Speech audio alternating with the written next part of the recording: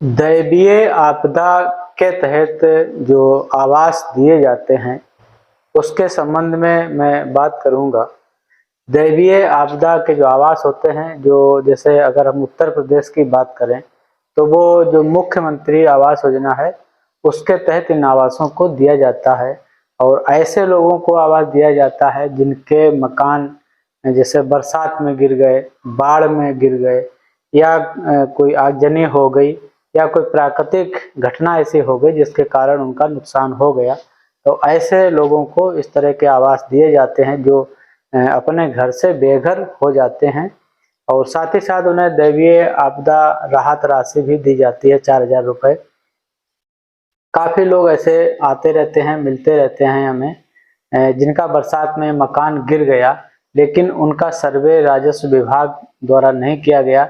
राजस्व विभाग का मतलब है कि जो आपके क्षेत्र के लेखपाल होंगे वो लेखपाल ही इसका सर्वे करते हैं और सर्वे में अपनी रिपोर्ट देते हैं कि व्यक्ति का कितना आर्थिक नुकसान हुआ है। उस रिपोर्ट के आधार पे उनको जो राहत राशि दी जाती है। और साथ ही साथ अगर रहने का मकान गिर गया है, मकान नहीं रहा है, तो वो जनपद पे एसडीएम कार्यालय से आवास के लिए उनकी संस्तुति कर दी जाती है, आवास के लिए उन्हें भेज दिया जाता है। वहाँ से जब वो संस्तुति विकासखंड पे पहुँचती है तो विकासखंड से गांव पंचायत के द्वारा उसका जो सचिव ग्राम पंचायत होते हैं उसके द्वारा उसका सत्यापन करा लिया जाता है। और सत्यापन में अगर व्यक्ति पात्र है तो उनको आवास दे दिया जाता है।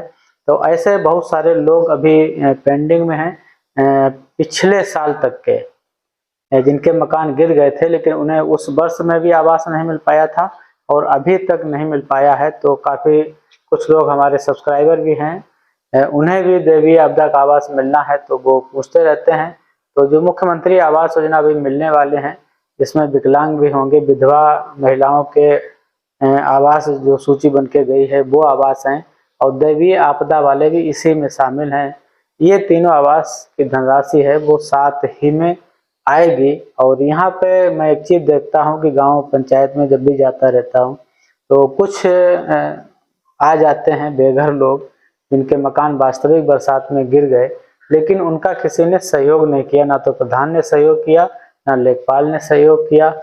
नियम यह है कि जब भी आपका मकान या कोई भी ऐसी स्थिति उत्पन्न हो जो दैवीय आपदा की श्रेणी में आती है तो उसकी सूचना आपको तत्काल 24 घंटे के अंदर उप जिलाधिकारी कार्यालय को या उप जिलाधिकारी को देनी होगी।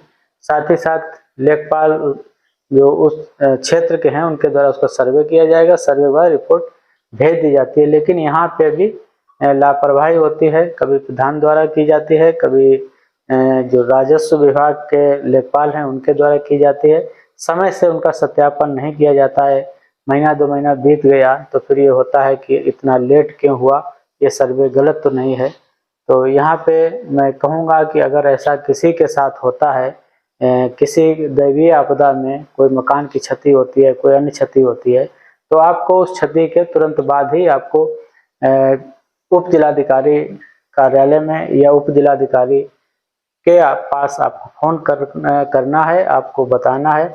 नंबर आप चाहें तो सोशल मीडिया पे भी आप अपना तहसील वगैरह डाल के ढूंढ सकते हैं। सीयूजी नंबर होता है वो लगभग एक ही होता है, उस नंबर पे आप बात कर सकते हैं और प्रधान से भी कह सकते हैं। प्रधान को इसके लिए सहयोग करना चाहिए लेकिन ऐसा हो नहीं पाता है। तो ये छोटी सी जानकारी थी इस वीडियो के माध्यम से। आप हमें पहली बार सुन रहे हैं, देख रहे हैं हमारे चैनल को, तो चैनल को सब्सक्राइब कर लीजिएगा, क्योंकि ज़्यादा से ज़्यादा सब्सक्राइब करने पे ही इस चैनल को बढ़त मिलेगी, हमारा चैनल बड़ा होगा और हम आपकी बातों को दूसरे लोगों तक पहुंचा पाएंगे, आपकी समस्याओं को उनके सामने रख पाएंगे, जिससे हो सकता है किसी न किसी ऐसे समस्या का निराकरण कभी हो सके।